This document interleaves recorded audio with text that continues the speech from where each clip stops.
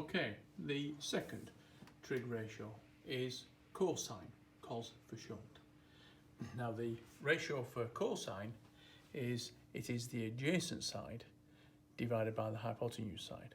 So for the next few examples, I am not using the opposite side.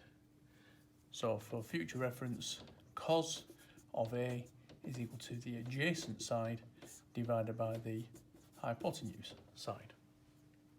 Okay, so put that into practice. Same sort of setup as with sine. We've got opposite the angle. The largest side is the hypotenuse and the side remaining is the adjacent. So in this question, that side is not used, as I said with the formula.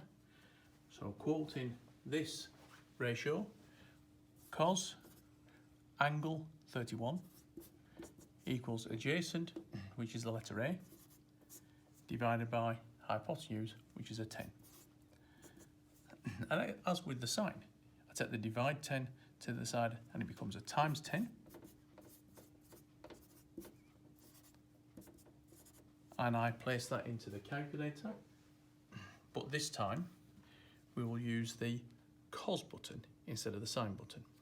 So we have 10 times cos 31 equals one decimal place. So we get, it says 8.5, but I'm cutting a 7 off, so I write 8.6.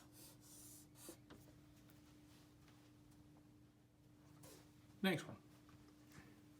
Right angle triangle, opposite the 32, opposite side. Largest side, hypotenuse. This side here is therefore the adjacent. The question has asked me to calculate PQ. PQ is that side. So as with the previous, I'm not using the opposite. Quoting the formula,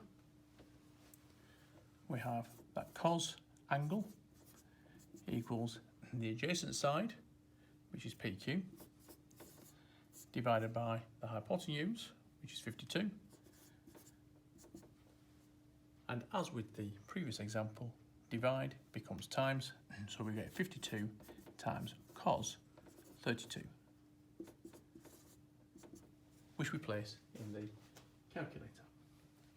So 52 times the cos button 32 equals, it doesn't say, when it doesn't say two decimal places will be fine, and we get 44.10.